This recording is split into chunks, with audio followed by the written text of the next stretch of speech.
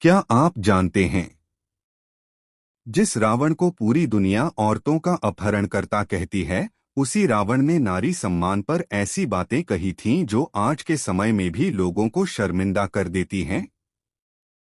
आज की इस वीडियो में हम जानेंगे रावण ने औरतों के बारे में क्या कहा था और क्यों उसके विचार सही होकर भी वह खुद गलत बन गया। वीडियो अंत तक जरूर देखना, क्योंकि आखिरी बात आपको सोचने पर मजबूर कर देगी। रावण को आमतौर पर एक अत्याचारी, अहंकारी और अधर्मी राजा के रूप में जाना जाता है, लेकिन रामायण और उससे जुड़ी कई कथाओं में रावण का एक अलग ही पक्ष भी दिखाई देता है। वह केवल लंका का राजा नहीं था, बल्कि महान विद्वान, शिवभक्त, वेदों का ज्ञाता, राजनीति और नीतिशास्त्र का विशेषज्ञ भी था। औरतों, नारी के विषय में रावण के विचार बेहद गहरे, गंभीर और कहीं-कहीं चौंकाने वाले थे। सबसे बड़ा विरोधाभास यही है कि जिसने सीता का हरण किया, वही नारी सम्मान की बड़ी-बड़ी बातें भी करता था। इस वीडियो में हम जानेंगे कि रावण ने औरतों के बारे में क्या कहा, वह नारी को कैसे देखता था और उसके विचार व कर्मों में इतना बड़ा अंतर क्यों था। रावण ने 10 ऐसी बातें बताई थी औरतों के बारे में, तो चलिए जानते हैं कि वह 10 बातें कौन सी हैं। 1. नारी सम्मान पर रावण के विचार।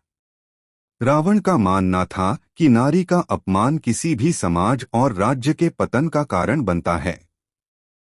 उसने अपने दरबार और लंका राज्य में यह नियम बना रखा था कि किसी भी स्त्री को उसकी इच्छा के बिना छुआ नहीं जाएगा। रावण के अनुसार स्त्री को जीतना सम्मान से होता है, बल से नहीं।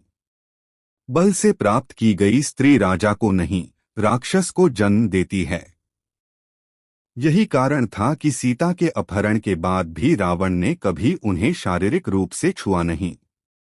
यह बात उसके अपराध को कम नहीं करती, लेकिन यह दिखाती है कि उसके मन में नारी की देह को लेकर एक अलग मर्यादा थी। 2. माँ के रूप में स्त्री। रावण अपनी माता कैकसी का अत्यंत सम्मान करता था। वह मानता था कि माँ ही संतान का पहला गुरु होती है। उसका स्पष्ट विचार था, जिस पुरुष ने अपनी माँ का सम्मान नहीं किया, वह कभी किसी स्त्री का सच्चा सम्मान नहीं कर सकता। रावण के अनुसार नारी का सबसे पवित्र रूप माँ का होता है।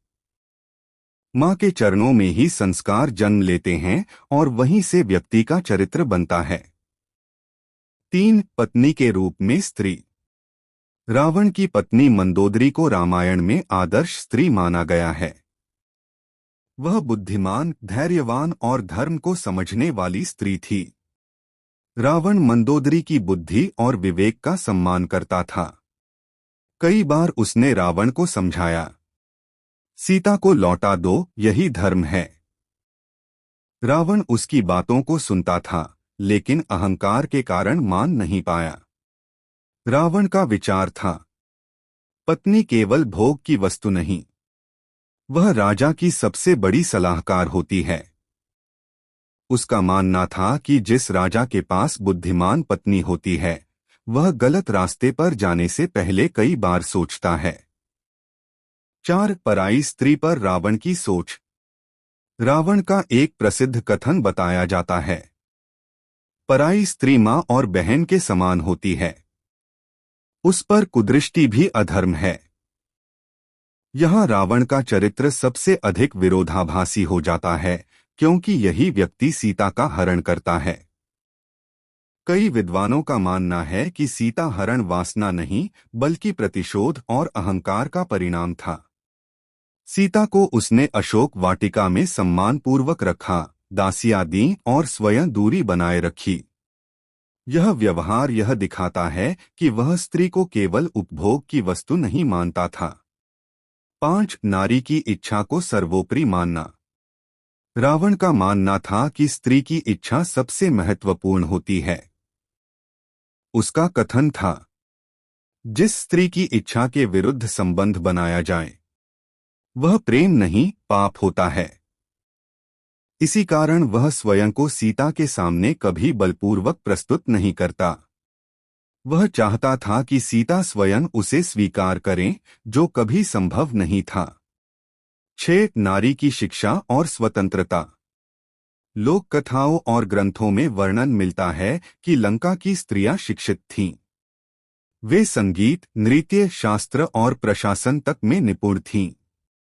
रावण का मानना था, जहां स्त्री को बोलने और सोचने की स्वतंत्रता नहीं, वहां समाज जीवित नहीं, केवल सांस लेता है। उसके अनुसार स्त्री को घर की चारदीवारी में बांध देना उसकी शक्ति का अपमान है। 7. नारी और शक्ति का संबंध। रावण शिवभक्त था और शक्ति साधना में विश्वास रखता था।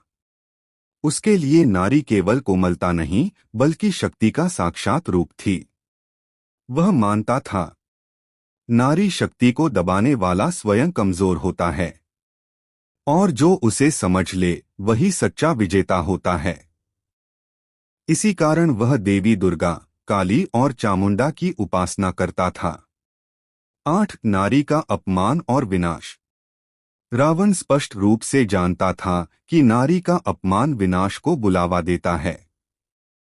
कहा जाता है कि युद्ध से पहले उसने स्वयं स्वीकार किया, मैं जानता हूं कि नारी का अपमान राज्य को नष्ट कर देता है, पर मेरा अहंकार मुझे रोक नहीं पा रहा। यही उसका सबसे बड़ा पतन बना।